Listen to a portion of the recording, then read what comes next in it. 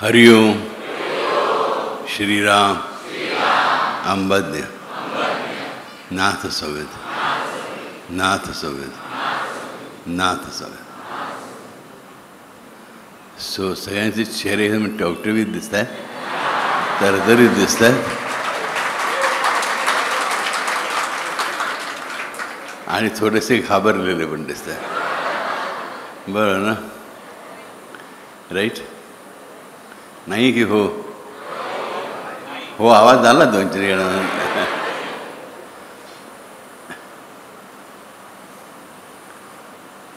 काय असतं ना, जुन्या आठवणी ह्या 2 प्रकारच्या असतात. माणसाला आनंद देणारे असतात, दिलास देणारे असतात, किंवा माणसाला खेद आणि खंत देणारे असतात. परंतु जी व्यक्ती आपल्या जीवापाड प्रेम करते तिची कुठलीही आठवण ही आपल्याला आनंदकारकच असते, सुखकारक असते, सुखदायक असते, परत परत त्या क्षणामध्ये नेणारी असते.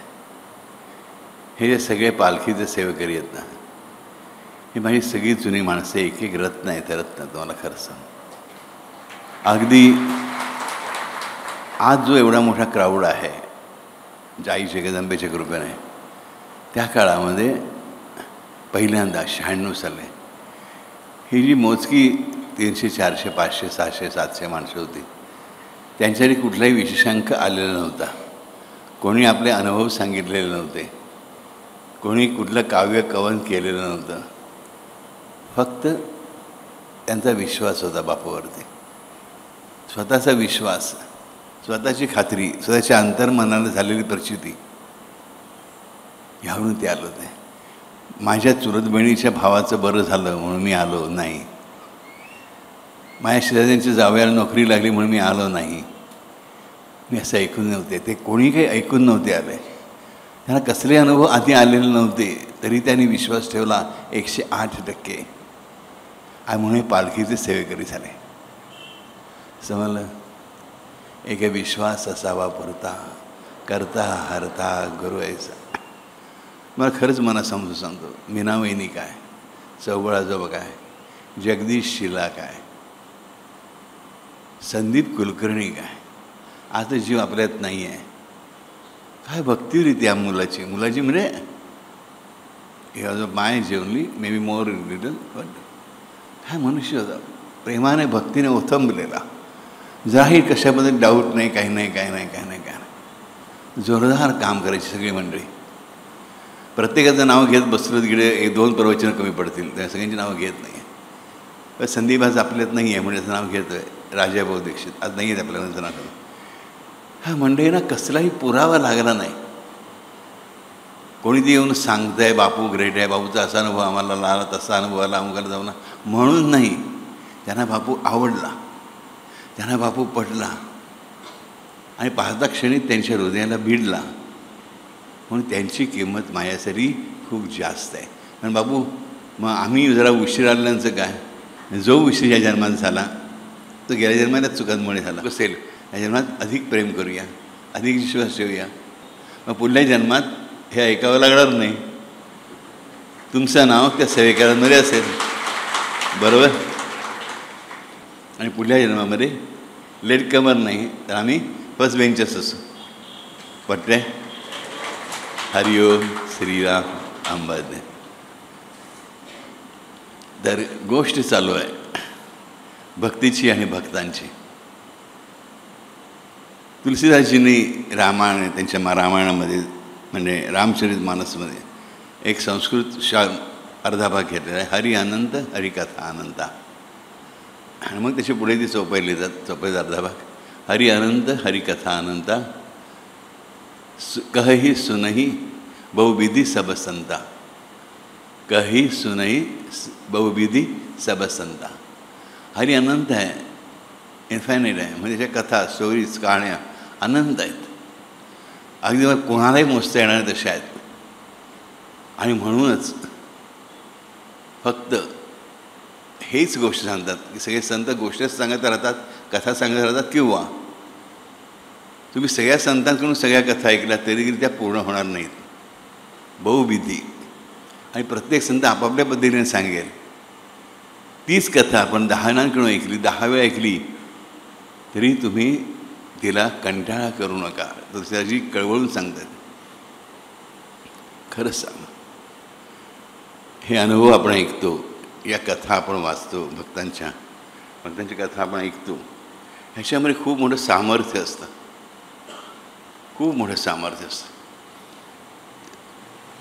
साधी गोष्ट लक्षात घ्या की समजा त्या भक्ताचा अनुभव जो सुद्धा आपण ऐकतो तो नोकरी लागण्याचा असेल आणि जो भक्त ऐकतोय दुसरा, त्याचा प्रॉब्लेम समजा कसल्या दुखण्याचा असेल, आजारपणाचा असेल, किंवा आणखीन कुठल्या पैशाच्या फ्रॉडचा झालेला असेल, गावच्या जमिनीचा असेल, काही असेल, पण तरी देखील ते संबंध त्याचा फार वेगळ्या रीतीने जोडला जातो. ह्या कथा तुम्ही ज्या ऐकता, हरिकथा ज्या ऐकता, म्हणजे जे अनुभव ऐकता, ते अनुभव तुमच्यामध्ये त्याचा जो अंश आहे, तुमच्यामध्ये त्या हरीचा जो अंश आहे, हे हरिगुरू आम्हाला लक्षात ठेवा. इथे जो तुमच्यातला जो हरीचा अंश आहे त्याच्याशी कनेक्ट करतात या कथा जाऊन, आणि मग तो तुमच्यातला हरीचा अंश तुमच्या आत्म्याला, तुमच्या प्राणांना, तुमच्या मनाला दिग्दर्शन करतो, डायरेक्ट करतो, दाखवून देतो मार्ग कसं जायचं पुढे, प्रश्न कसा सुटेल त्या दिशेने तुमची पावलं आपोआप घेऊन जातो, आपोआप. आणि म्हणून ह्या हरिकथा, या हरिभक्तांच्या कथा, ह्या गुरुभक्तांच्या कथा, हे अनुभव ऐकण्यामध्ये खूप मोठी ताकद आहे, खूप मोठं सामर्थ्य आहे. आम्ही कुठेतरी कल्चर विसरून चाललो. आमच्या लहानपणी मंदिरामध्ये संध्याकाळी कीर्तन व्हायची. हल्ली कीर्तन मी आता येताना वगैरे बघतो 1-2 देवळांमध्ये 10-12 म्हातारी माणसं बसलेली, टाईमपास तरी बाई कोण नसतं. नाही, ह्या कीर्तनांमध्ये आताचे कीर्तनकार कसे आहेत मला माहीत नाही, डू नॉट नो, पण आमचे अति सुंदर कीर्तनकार असायचे.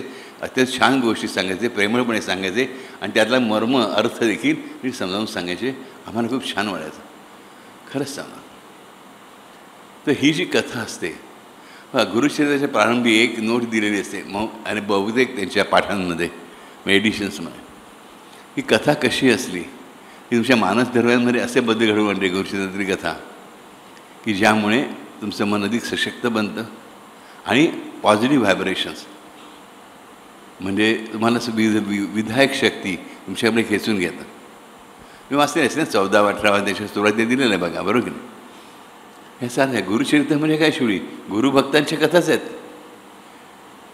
गुरुभक्तांनी अनुभवले अनुभवच आहेत. हा लक्षात आहे.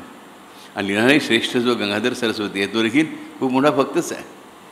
हा लक्षात आहे. नामधारक जो आहे, ओके. अशीच एक सुंदर कथा आपल्याला बघायची आहे. ही वरकडे पाहता कशाचा काही संबंध नाही, आणि तरी देखील सगळं घडून जातं. आणि घडवून आणतो मात्र परत नामांना राहतो, शांतपणे हसत आपल्या जागेवर बसलेला राहतो. आपल्यालाही शिकायचं आहे हीच गोष्ट एक्झॅक्टली. फक्त श्रवणभक्तीमुळे घडलेली कथा, श्रवणभक्तीमुळे घडलेली. हरिगुरूच्या कथा ऐकून, श्रवण करून, म्हणजे ऐकून ऐकून याचं आयुष्य पूर्णपणे बदललं, अशा भक्ताची कथा. भानुदास नावाचा एक भक्त मध्य प्रदेशमध्ये सागर नावाचा जो भाग आहे तिथून जवळच्या भागामध्ये राहत होता. हा भानुदास जो होता हा एका सावकाराच्या घरी कारकून म्हणून नोकरीला होता. त्यात ते तुटपुंचं उत्पन्न जे काय पगार महिन्याचा यायचा त्याशिवाय आपला संसार चालवायचा. तो, त्याची पत्नी, त्याची आई आणि त्यांची 5 मुलं. तसा मोठा संसार होता. पत्नी काही थोडेसे कष्ट करायची, आई पण घरातलं बघायची जेमतेम, म्हणजे सून बाहेर काम करू शकेल. त्याची पत्नी जी होती ती निरनिराळ्या ठिकाणी सुईणपणा करायला द्यायची, म्हणजे बाळणपण करायचं, आणि बाळणपणात त्या स्त्रीच्या अंगाला, बाळंतीण झालेल्या स्त्रीच्या अंगाला मॉलिश करायचं. त्या काळात ती पद्धत होती, त्यात ती एक्सपर्ट होती, ते कामात ती करेन. थोडीशी त्या काळात कमाई किती व्हायची, ही जी गोष्ट आहे ही साधारणपणे 1810-1815 सालची आहे, म्हणजे ऑलमोस्ट 200 वर्षापूर्वी. त्या लोक देणार किती, आजच्या काळच्या त्या काळात हे चलन नव्हतं, पण आपल्या अंदाज यावं म्हणून सांगतो आहे. बाबा सगळे 1 महिन्यावर मॉलिश केलं एक महिन्याच्या मॉलिशी जेमतेम 4 आणे किंवा 8 आणे मिळायचं. एखादी सॅलरी सिसक्यास जुनं लुगडं मिळालं ते मिळालं, नाही थोडंसं पीठ, थोडंसं तांदूळ, थोडेसे गहू, एखादा नारळ, थोडेसे बटाटे, कांदे असं दिलं जायचं बस, शिधा म्हणून. याच्यावर काय विशेष चालणार आहे मला सांगा. पण हे एक जोडपं अतिशय आनंदाने कालक्रमण करत होतं. त्यांची मुलंही चांगला अभ्यास करत होती, शिकत होती, मुलीही चांगलं हे करत होत्या. आणि एक दिवस भानुदासची पत्नी, तर ही जी पत्नी होती तिचं नाव होतं वसुधा. ही वसुधा जी होती ही एकाच घरी मालिशचं काम करायला गेली असताना बाळसं वगैरे बाळाचं होऊन गेलं होतं. त्यानंतर मुलाचे मुलगी जे बाळण झालं होतं, म्हणजे बाळ जन्माला आलं होतं, त्याची आई माहेरी आलेली होती. तिचा नवरा, सासू सासरे वगैरे त्या मुलाला बघण्यासाठी आले होते. तर त्यांच्या सगळ्यांच्या गप्पा चालल्या होत्या आणि इकडे आतमध्ये आतल्या खोलीमध्ये त्या स्त्रीला मालिश करत होते. त्यांच्या गप्पा ऐकता ऐकता तिने एकदम तल्लीन होऊन गेली. त्यांच्या बाहेरच्या गोष्टी चालल्या होत्या. त्या गोष्टी चालल्या होत्या की गुरुभक्ती म्हणजे काय, गुरुभक्ती कशी असते, आणि त्याच्यावर जाता जाता गोष्टी जाता एकमेकांचे अनुभव सांगितले जातात. आणि त्या गप्पांमध्ये ही भानुदासची पत्नी वसुधा जी आहे ती तल्लीन होऊन जाते. ही मॉलिश करतेच आहे. ही जी स्त्री जिचं मॉलिश चाललेलं आहे ती पण तल्लीन होऊन जाते. दोघींनाही कळते किती वेळ झाला. बाहेर कोणी जवळ ठेवलं, काय चाललं आहे काय तुमच्या आतमध्ये. 2 तास होऊन गेले. नेहमी जे अर्धा तास पाऊण तासाचं काम आहे त्या 2 तास झाले, दोघींनाही कळत नाही. मग आंघोळ बिंघोळ आतमध्ये दोघींनी बाहेर येतात, तिला आणून बाहेर आणते. आणि तिथे जे गृहस्थ बसलेले त्याची बोलत असतात, तिला अंदाज येतो की हेच आजोबा बोलत होते. या बाळ झालेल्या स्त्रीच्या आईला विचारते, हे गृहस्थ कोण. हे माझ्या मुलीचे आजे सासरे, माझ्या जावयांचे आजोबा, हे भक्त आहेत. हो का. त्यामुळे हे कोणाची भक्ती करतात. त्यामुळे हे भक्ती आई जगदंबेची करतात. पण ह्यांचा गुरु जो आहे तो अमुक अमुक गुरु म्हणून आहे. त्या गुरूंची भक्ती यांचे प्रधान अंग आहे. आणि जे अनुभव सांगणं ते गुरूंचे अनुभव आहेत. त्यामुळे हे गुरु कुठे राहतात ते म्हणजे गुरु सध्या इथे नाही आहेत. त्या गुरूंचं स्थान आहे गाणगापूरला, कर्नाटकामध्ये, आणि महाराष्ट्रामध्ये कोल्हापूरजवळ नरसोबाच्या वाडीला. त्याला आम्ही श्री गुरु म्हणतो. त्याचं नाव नृसिंह सरस्वती आहे. नाव ऐकण्यात गेलं तर बरं वाटतं, पण उच्चारता येत नाही जीवनात कशी. नृसिंह सरस्वती ती म्हणते नरसा, नरसा नाही ग, नृसिंह. परत नृसिंह ही म्हणते नरसा म्हणते. ही म्हणजे नरसाबा म्हणूया आपण. ती आपल्या मनामध्ये या बाईच्या नादारानं जातं, ती म्हणजे तू काय म्हणायचं ते म्हण.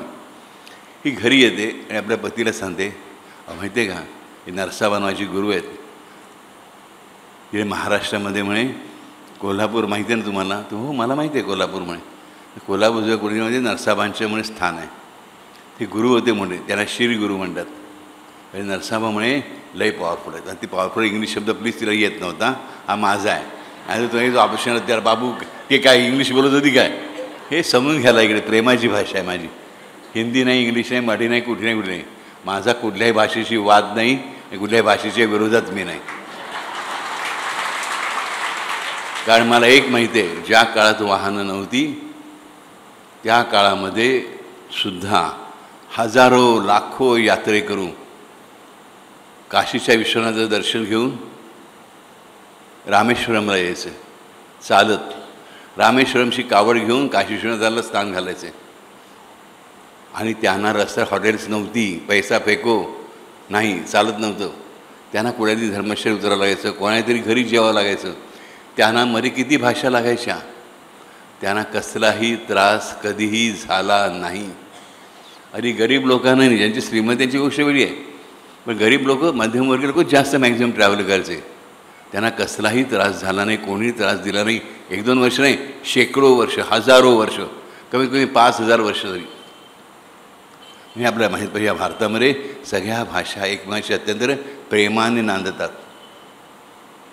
कोणावर अन्याय करायचा नाही आणि अन्याय स्वीकारायचा नाही, ही गोष्ट आपण लक्ष ठेवून जाईल. या भारताने ह्याच तत्वानुसार काय आपला सनातन धर्म वाढत राहील आणि वाढत राहणार आहे. आपलं कोणाशी वैर नसता कामा नाही. सर्वच्या सर्व जे आहे ते का त्या परब्रह्माचं आहे, त्या सद्गुरु तत्वाचं आहे, त्या आई जगदंबेचं आहे, त्या स्वयं भगवानाचे लक्ष ठेवा. ओके. तर ह्याला आता माहिती आहे कोल्हापूर कुठे आहे, काय आहे, काय ही खुश होते. म्हणजे आपण लवकरात लवकर जाऊया. आणि हे जायला निघतात.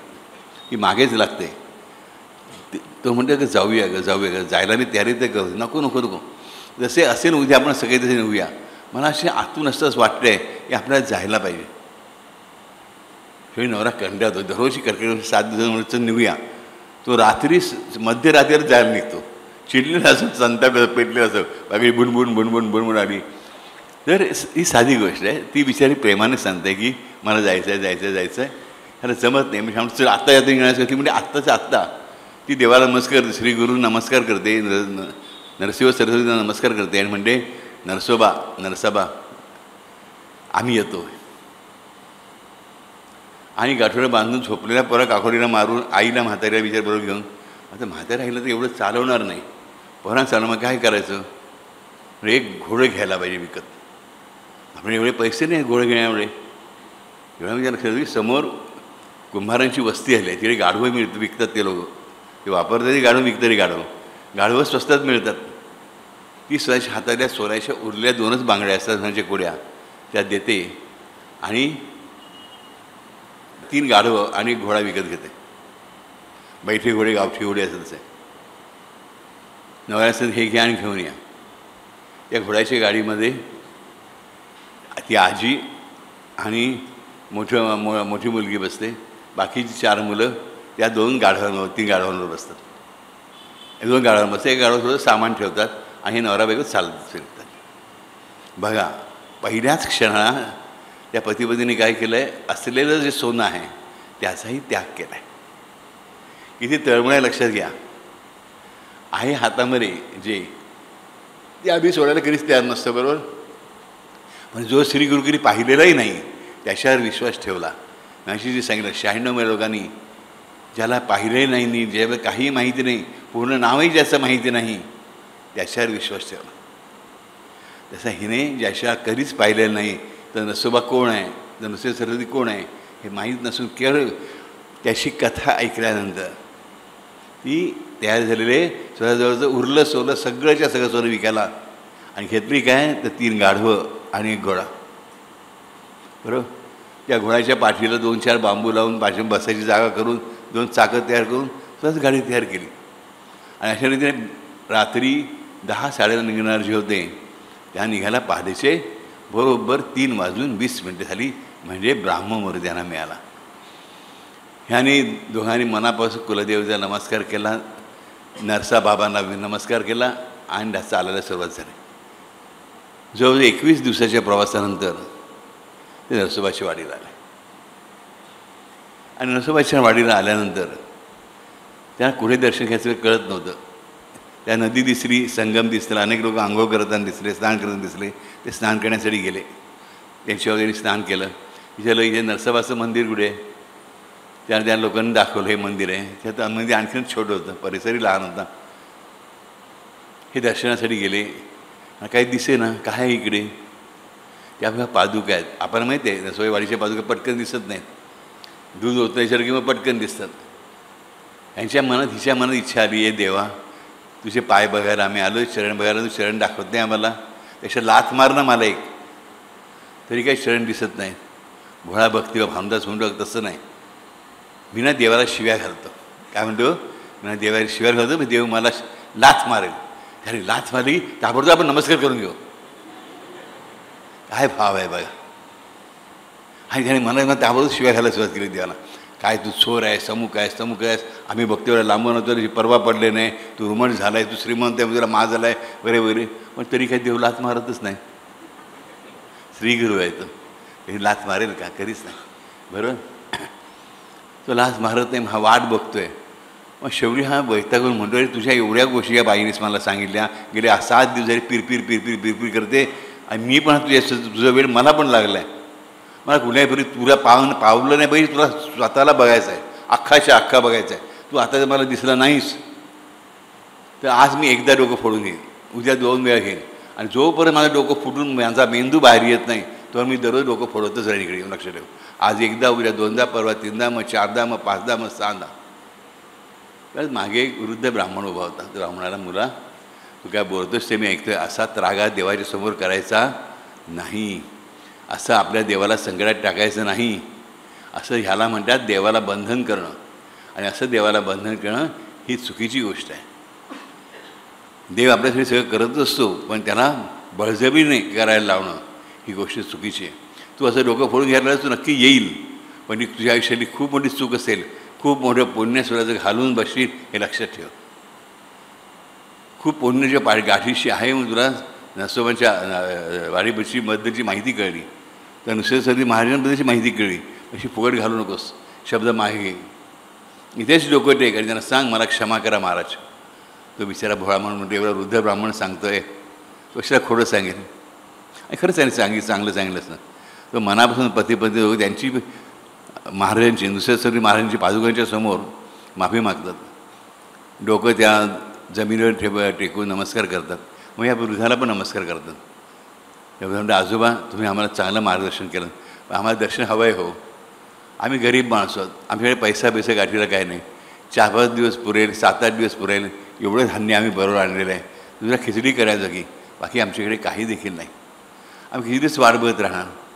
तुम्हाला दर्शन हवं असेल तर वाट बघायला हवी. आणि विश्वास ठेवा महाराजांवर, महाराज काहीतरी सोय करतील. काय म्हणतो?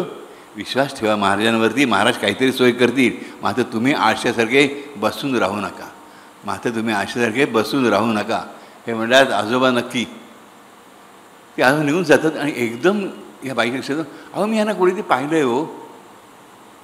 पाहिलं, हां हेच ते तिकडे होते बारशाच्या ठिकाणी. मी ते बाईला बाळांतीबाईला मसाज करायला गेले होते ना, तिकडे जे आजोबा गोष्ट सांगून होते हेच ते इकडे कुठे आले. हे धावधा जर कुठे महाराज दिसलं ते गायब. तेव्हा भानुदासाला आणि वसुदा दोघांना कळतं हे ते आजोबा नव्हतेच, हे ते आतले ज्यांची पावलं दिसत नाही आहेत म्हणून आपण त्रागा करतो तेच आजोबा असले पाहिजेत. पहिला पुरावा देवाने दिला, त्यांनी तो ओळखला आहे महत्त्वाचं. देव आपल्याला देतो तसं पुरावे आपण ओळखत नाही आणि दोष मात्र आपण देवाला देतो. ज्याने आपल्याला प्रत्येक पुरावा दिला असतं आपण ओळखत नाही. ह्या पतीपतीने तो पुरावा ओळखला आणि त्या दिशेने ते म्हातारा ब्राह्मण गेला होता. त्या दिवशी नमस्कार करतात. तिकडे जो उभा होता, ज्या ठिकाणी जो म्हातारा उभा होता त्या ठिकाणी डोकं टेकवतात आणि ती माती आपल्या डोक्याला लावून घेतात. म्हणतात नरसोबा नरसाबा नरसाबा नरसोबा पण नरसाबा नरसाबा आम्हाला क्षमा कर, आम्हाला तुझ्या पायाशी ठेव. नरसाबा नरसाबा आम्हाला तुझ्या पायाशी ठेव. तीच माती आपल्या मुलांच्या कपाळाला लावतात, म्हातारीच्या कपाळाला लावतात. म्हातारी म्हणजे हे काय चालू तुम्ही वेड्यासारखं, ती माती आणून लावते माझ्या डोक्याला. त्याला बिचारा काहीच माहीत नसतं. इथे गुरु उभे होते, आम्हाला श्री गुरूंनी दर्शन दिलं, त्यांच्या क्षणांची म्हातारी म्हणजे बापरे म्हणजे माझं पुण्य एकदम शिखराला पोचलं. आज मला रात्री येऊन विष्णू घेऊन जाणार गरुडावरनं. काय म्हणते? आज विष्णू येणार, हरी येणार, श्रीहरी येणार, मला गरुडावर घेऊन जाणार. कारण गुरूंच्या क्षणाची माती वापरायला लागणं सारखं मोठं पुण्य नाही असं मला माझ्या सासूबाईंनी सांगितलं.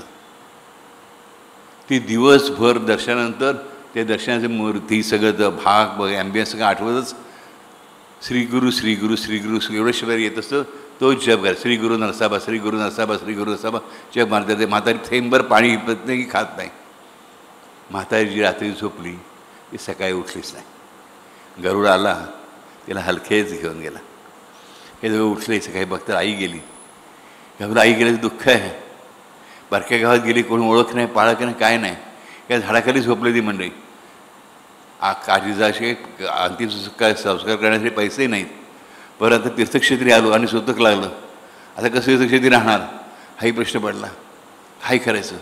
पण आईचं चांगलं झालं. आई हे म्हणाली की मला आज गरुड येणार, हिच्यासाठी गरुड आला. श्री गुरूंच्या चरणांच्या मातीचं काय महात्म्य ते आम्हाला कळलं. देवा काय काय अनुभव येतोयस. कारण आम्हाला जो दर्शन दिलं म्हाताऱ्या ब्राह्मणाच्या रूपात, जो ब्राह्मण तिकडे आहे ती हिने पाहिलं तर बसले, तिथे बरोबर ओळखला. आणि ती माती तिच्याच क्षणी लावली माझ्या आईच्या. माझी आई पण अडणीच आहे, पण देवा तू तिला गरुड आणलास आणि घेऊन गेलास.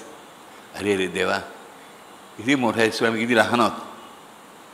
आणि ह्याला प्रश्न पडतो, ही स्त्री बिचारी रडत होते, मग तिच्याही प्रश्न पडतो करायचं काय. मग शांतीमध्ये करा, पैसे नाही, काय नाही.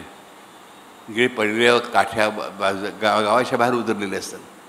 वाळलेल्या काड्या बिड्या जमा करायच्या मागे लागतो बिचारा, ती पण त्याला मदत करायला लागते. तेवढ्यामध्ये एक तरुण वयाचे असे 7-8 माणसं येतात आणि 2-4 स्त्रिया येतात.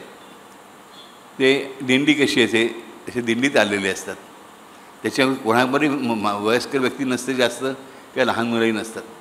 हातात टाळ घेऊन श्रीगुरूंचा गजर करत दिगंबरा दिगंबरा श्रीपाद वल्लभ दिगंबरा दिगंबरा दिगंबरा श्रीपाद वल्लभ दिगंबर दिगंबरा दिगंबरा श्रीपाद वल्लभ दिगंबरा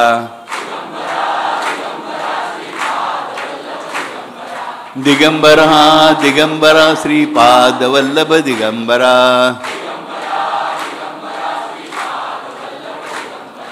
दिगंबरा दिगंबरा श्रीपाद वल्लभ दिगंबरा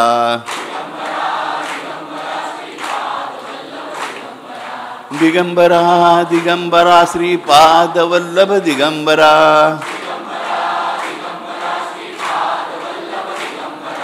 दिगंबरा दिगंबरा श्रीपाद वल्लभ दिगंबरा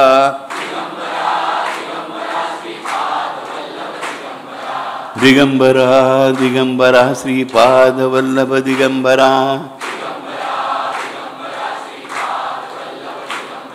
दिगंबरा दिगंबरा श्रीपाद वल्लभ दिगंबरा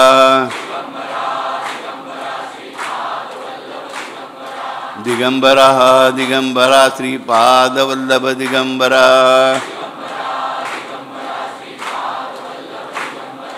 दिगंबरा दिगंबरा श्रीपाद वल्लभ दिगंबरा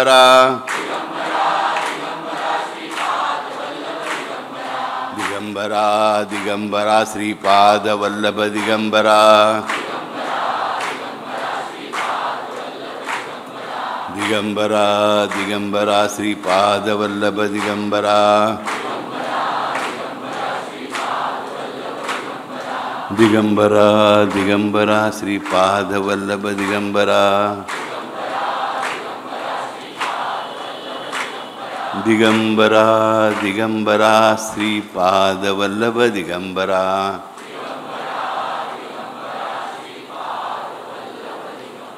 दिगंबरा दिगंबरा दिगंबरा दिगंबरा दिगंबरा दिगंबरा श्रीपाद वल्लभ दिगंबरा श्रीपाद वल्लभ दिगंबरा श्रीपाद वल्लभ दिगंबरा कलौ श्रीपाद वल्लभः कलौ श्रीपाद वल्लभः कलौ श्रीपाद वल्लभः कलौ श्रीपाद वल्लभः कलौ श्रीपाद वल्लभः कलौ श्रीपाद वल्लभः कलौ श्रीपाद वल्लभः कलौ श्रीपाद वल्लभः कलौ श्रीपाद वल्लभः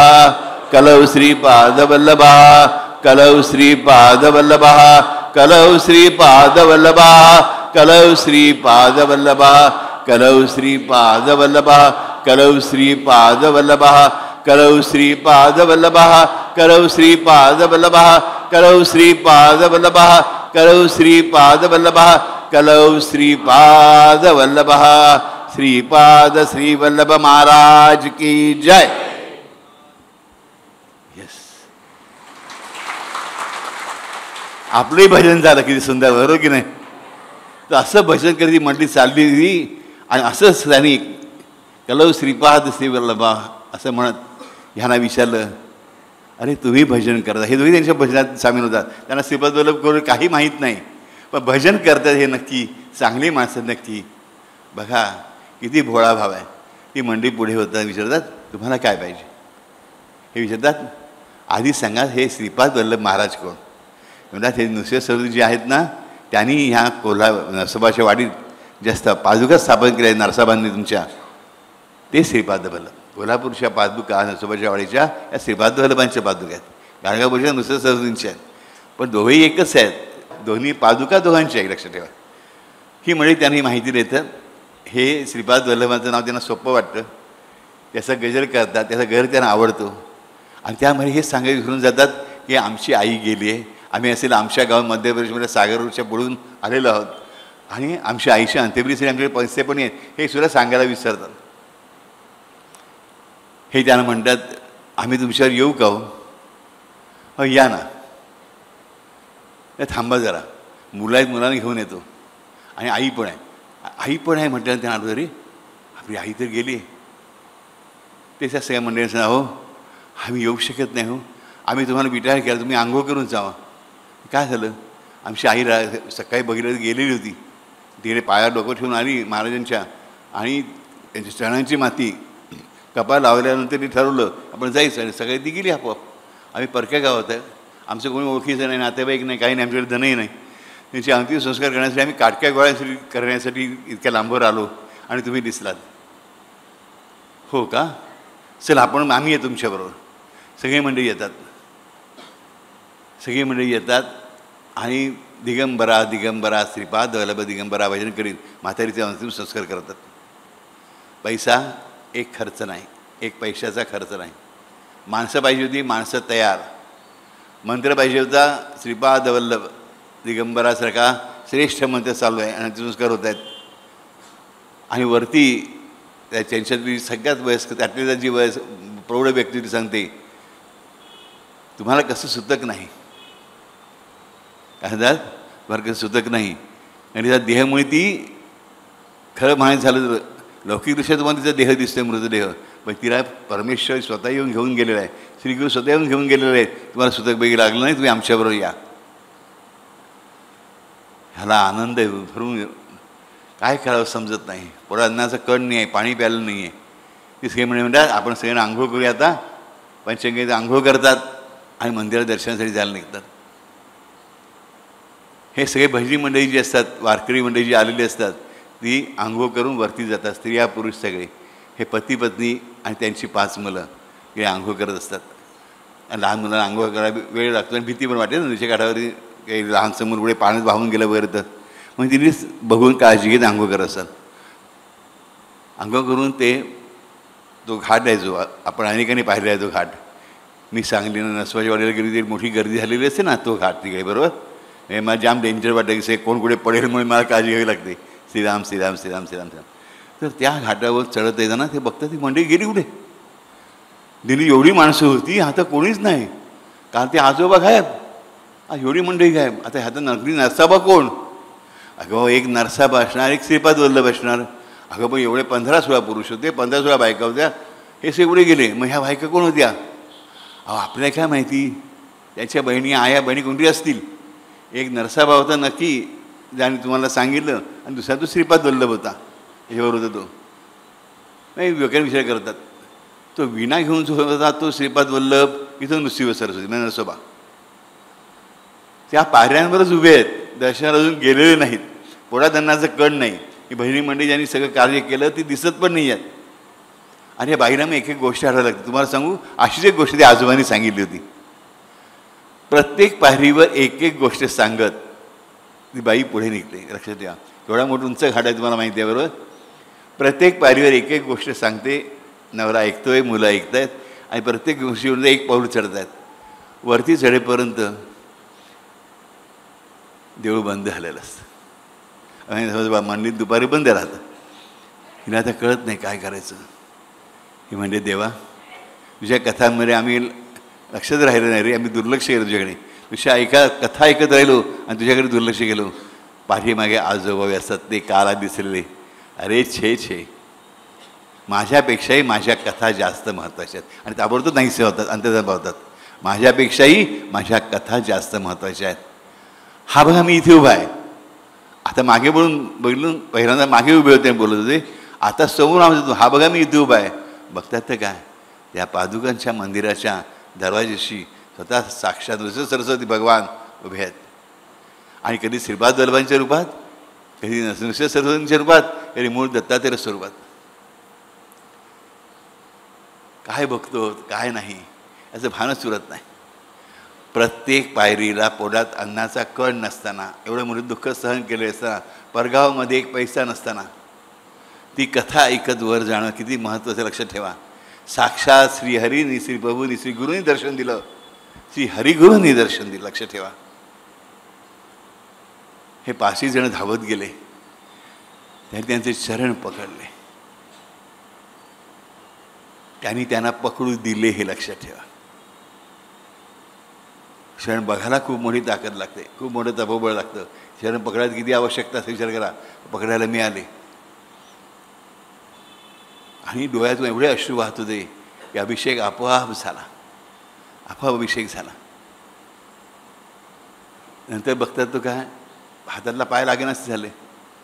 बघितलं तर श्रीगुरूंनीच झाले. अर्थातच आता प्रश्न पडला, शेवटी संसारिक जीव आहे, मुलं भुकेलेली असतील, त्यांना काहीतरी खायला द्यावे. आणि नवराबायकोला काही भूक नव्हती, काय करावं. आजूबाजूला कोणी माणूस दिसत नाही आहे, त्या एवढी जास्त गर्दी नसायची. पुढे जाऊन भिक्षा मागवी असा विचार करतो. घाटावरून थोडा पुढे चढत वरती येतो गावात जाण्यासाठी, म्हणून गावातली घरं दिसत असतात. तिकडे एक पुजारी चाललेला असतो, एकच घराणं आहे तिकडे पुजाऱ्यांचं, त्याचे सगळे वंशबिल्ला विस्तार झालेला आहे. पुजारी चाललेला असतो, त्याला विचारतात, महाराज आम्ही असे आमच्या गावाहून आलो, आम्हाला महाराज दर्शनही झालं, परंतु आमचे गरीब, आमचं खायला प्यायला काही नाही, काही काळजी करू नका. दत्तात्रय इथे कोणालाही उपाशी ठेवत नाहीत. माझ्या घरी आज माझ्या वडिलांच्या काकांचं श्राद्ध आहे, श्राद्धाचं तुम्हाला चालेल का? म्हणजे नक्कीच चालेल. आमच्या मुलांना खायला दे, आम्हाला नाही दिली हरकत नाही. ते कसं कशाला. एवढा दुसरा एक ब्राह्मण येतो, तो म्हणतो हो आमच्या घरी आज सत्यनारायणाची पूजा आहे, त्याचं जेवण आहे. आता प्रश्न पडतो, एकाकडचं श्राद्धाचं जेवण, एकाकडचं सत्यनारायणाच्या पूजेचं जेवण. आता कोणाला हो म्हणायचं, कोणाला नाही म्हणायचं त्यांना कळत नाही. पती म्हणतो की आपल्या 5 मुलं आहेत, मी आणि 2 मुलं एकीकडे जातो, तू आणि 3 वेगळीकडे जा. ते दोघे म्हणे हे बरोबर नाही, तुम्ही याचं अर्धे या. हे किती जण आहेत? 2 आणि 5 7. आता अर्धे 3.5 कसं करणार? नाही, आम्ही शिवाय त्या चटीवर नेऊ. एक तुम्ही सगळेच्या सगळेजण या किंवा अर्धे या. असं इकडे एक कमी आणि इकडे एक जास्त असं आम्हाला चालणार नाही. पत्नी म्हणजे एकच उपाय आहे, मला अर्धी कापा, अर्धी तुमच्यावर जाते, अर्धी या मुलांबरोबर जाते. नको, मुलांना आईची गरज आहे. मला अर्धा काप, अर्धा भाग ह्या मुलांबरोबर जाईल, अर्धा भाग तुझ्याबरोबर जाईल. दोघे कापून गेले तयार. कापून गेले, तलवार कुठे आहे, करवत कुठे आहे, सुरा कुठे आहे? ते आम्ही जाऊ, गुरुजी तुम्हीच सांगा आम्हाला कसं कापता येईल. त्याने मला कापा, ती बाई पुढे म्हणते. तू एक ब्राह्मण जाऊन सुरा पण घेऊन येतो, मस्तपैकी सुरा घेऊन येतो. यांची तयारी म्हणून तो पण आश्रयात पडतो. स्वाभाविकच आहे, कारण आश्रय करणं पण खूप वेगळाच आहे. तो सुरा म्हणतो कोणाला कापूस सांगा. ही म्हणजे ही पुढे मला कापा, तो म्हणतो मला कापा, ती म्हणजे मला कापा, तो म्हणतो मला कापा. तो ब्राह्मण सुरा उचलतो. दोन्ही ब्राह्मण जे आहेत दोघे सुरे उचलतात आणि दोघांना कापू, परत तोच गोंधळ होईल. एकालाच कापा कोणा तरी. पत्नी म्हणते ह्याना कापलं तर मी जिवंत राहणार नाही. काय म्हणते? ह्याना कापलं तर मी जिवंत राहणार नाही. आणि पती म्हणतो हिला कापलं तर मी जिवंत राहणार नाही. मग परत उरली 5 मुलंच. मग अर्धे भाग कसे करणार? मुलांना कापणार आमच्या. त्या क्षणाला श्रीपाद वल्लभ सरस्वती आपलं दर्शन देतात. ते दोन्ही ब्राह्मणमध्ये कोण असतात? साक्षात श्रीपाद वल्लभ आणि नृसिंह सरस्वती. काय अगाध दर्शन होतं बघा. कशामुळे? भक्तिपूर्वक अंतःकरणाने जे आपल्याकडे आहे किणूक बिणूक ते सगळं विकून त्या देवाच्या दर्शनासाठी आतुर झाल्यामुळे, त्या चरणांची माती कपाळ लावण्यामध्ये धन्यता मानल्यामुळे, आईचे अंत्यसंस्कार करून आल्यानंतर सुद्धा प्रत्येक घाटाची प्रत्येक पायरी चढताना कथा ऐकल्यामुळे देव पावला. नुसता पावला असं नाही पावला, संपूर्णपणे पावला. किंवा सरस्वतीचं दर्शन घेऊन जे परत गेले ते हा गजर घेऊनच परत गेले, जो गजर आपण आत्ताच केला. आयुष्यभर तोच गजर करत राहिले. घरी गेल्यावर धनवान झाले, कीर्तिवान झाले, यशवंत झाले, श्रीमंत झाले, सुखवंत झाले, शुभवंत झाले, भक्तिवंत झाले. हरिकथेचा महिमा असा आहे, श्री गुरु कथेचा महिमा असा आहे लक्षात आलं. म्हणून कधीही 30-30 सत्यनारायणाची पूजा दर महिन्याला केली तरी ती कथा ऐकायला कंटाळा करू नका. एकच समजा मी 10 वेळा ऐकला, ती 11व्यांदा ऐकताना कंटाळा करू नका. इथे बघा यांच्या जीवनात काय घडतं आहे, किती लांबून आलेत बरोबर, काही माहीत पण नाही आहे त्यांचे काय प्रश्न आहेत, त्या देवासमोर मांडलेले पण नाही आहेत. सगळे प्रश्न सुटले. कानातल्या कुड्या हाताला 2 सोन्याच्या बांगड्या विकून 3 गाढवं आणि घोडा आणि गाडीची चाकं बिकत घेणारे पती-पत्नी बरोबर परत आले. ते खूप मोठे श्रीमंत बनून, यशवंत बनून, धनवंत बनून, विद्यावंत बनून, श्रद्धावंत बनून. मला सांगा परमेश्वराकडे काय कमी आहे. हे हरिगुरुग्राम आहे, लक्ष ठेवा. आपल्या क्षेत्राचं नावच काय, हरिगुरुग्राम. नुसतं हरिगुरुग्राम नाही, श्री हरिगुरुग्राम. श्री म्हणजे आई जगदंबा, तो हरी आणि गुरु ह्या दोन्ही रूपांमध्ये खेळणारा, एकत्रपणे खेळणारा तो स्वयं भगवान, त्याचं एक क्षेत्र आहे. हे श्री हरिगुरुग्राम आहे. ती आणि तिचा मुलगा तो हरिगुरु म्हणजे हरिहर, हे त्रिविक्रम त्यांचं हे स्थान आहे. इथे जेव्हा आपण कथा ऐकतो लक्ष ठेवा, ती कथा 108 पट बनते. तुम्ही तुम्हाला गुरुक्षेत्रांविषयी मी सांगतो, ऐकलेला कुठलाही जब 108 पट बनतो. ऐकलेला अनुभव कथा 108 पट द्विगुणित होते. इकडे केलेला गजर 108 पट होतो. पण म्हणून वाण्याचा शशी सौदा करता, तर सौदा करण्यासाठी करू नका. की दादाने मला 108 वेळा पाठ करायला सांगितलं, इथे एकदा वेळा म्हणीन 108 वेळा झालं थोबाडून काढेन. चांगलेच काम मी माझ्या लेकरांना चुकीचं वागू देणार नाही. तुम्हाला किती राग आला मला फरक पडत नाही, कारण माझं तुमच्या खरोखरच प्रेम आहे. तुमचं हित व्हावं हीच माझी इच्छा आहे. मला लोकप्रिय व्हायची इच्छा नाही. तुम्ही मला प्रिय मानलं नाही तरी चालेल, तुमचं भलं झालं, कल्याण झालं की मला सगळं मिळालं. मग तुम्ही मला शिव्या घातल्यात तरी मला जराही खेद खंत वाईट काही वाटत नाही, कारण मला एक माहिती आहे, मला प्लीज करायचं आहे, खुश करायचं आहे ते फक्त माझ्या आईला. बाकी मला कोणाशी काही पडलेली नाही. बाकीच्यासाठी मला सगळं करायचं आहे का, तिची आज्ञा आहे म्हणून, तिने मला त्यासाठी नेमलं आहे म्हणून. तुम्ही माझी लेकरं आहात म्हणून, आणि माझं तुमच्यावर प्रेम आहे म्हणून. तुमचं माझ्या प्रेम आहे की नाही ह्याचं मला काही पडलेलं नाही. मी प्रेम करतच राहणार आहे, करतच राहणार आहे आणि करतच राहणार आहे. आणि तुम्हाला सांगणार आहे, मंत्र गजर करत राहा. श्रीपाद वल्लभ दिगंबराचा गजर करत राहिला, श्रीगुरूचा गजर केला. आपण महामंत्र गजर करतो आहोत, हा महागजर करतो आहोत, आणि तोच आपण आज परत करायचा आहे. अगदी मोजका वेळ, थोडासा वेळ, अत्यंत प्रेमाने रामा रामा आत्मा रामा सुरू करूया. नक्की आपण हरिगुरुग्राममध्ये आहोत नाही, आपण श्री हरिगुरुग्राममध्ये आहोत.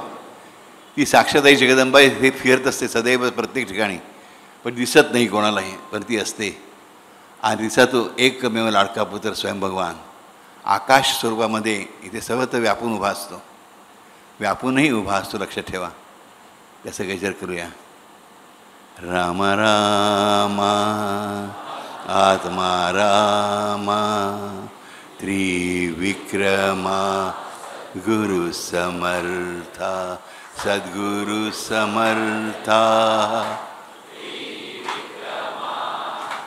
आत्मा रामा रामा रामा रामा रामा आत्मा रामा त्रिविक्रमा सद्गुरु सद्गुरु समर्था त्रिविक्रमा आत्मा रामा रामा रामा रामा रामा आत्मा रामा त्रिविक्रमा सद्गुरु समर्था सद्गुरु समर्था त्रिविक्रमा आत्मा रामा राम रामा राम रामा आत्मा रामा त्रिविक्रमा सद्गुरु समर्था सद्गुरु समर्था त्रिविक्रमा आत्मा रामा राम रामा राम रामा आत्मा रामा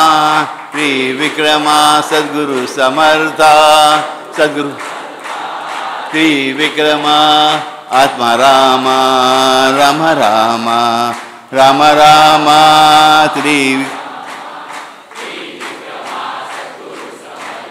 सद्गुरु समर्था त्रिविक्रमा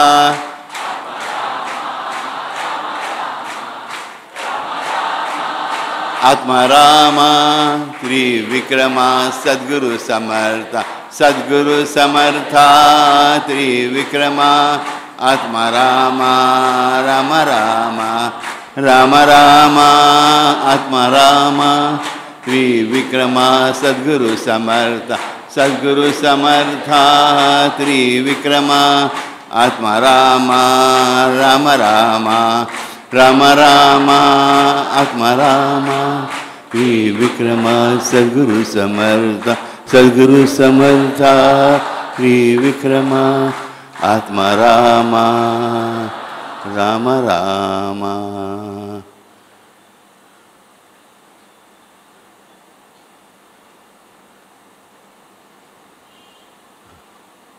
काहीतरी बोलणार माझ्याबरोबर?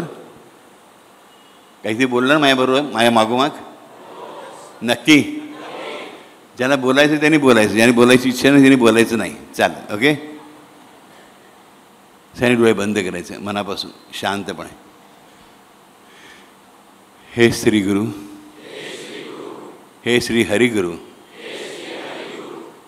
मी सदैव तुझ्या चरणांशी राहू. मी सदैव तुझ्या चरणांशी राहू. मी सदैव तुझ्या चरणांशी राहू. मी जिथे जिथे माझं मस्तक टेकवीन तिथे तिथे तेथे तुझे चरणच असले पाहिजेत. कारण मला ठाऊक आहे तू तुझ्या एका चरणामध्ये, तुझ्या एका पावलामध्ये अख्खीची अख्खी पृथ्वी व्यापली जाते. मी तर पृथ्वीवरचा एकमेव मानव, एक लहानसा बिंदू. मला जागा दे. मला तुझ्या चरणांची धूळ बनायची आहे. मला तुझ्या चरणांची धूळ बनव. मला तुझा बनव. मला तुझा बनव आणि केवळ तुझाच बनव. जन्मोजन्मी, प्रत्येक जन्मी आणि 2 जन्मांच्या मध्ये देखील भगवंता मी तुझाच आहे. मी तुझाच आहे. मी तुझाच आहे. हरिओम. श्रीराम. अंबत. लव यू ऑल. Love you.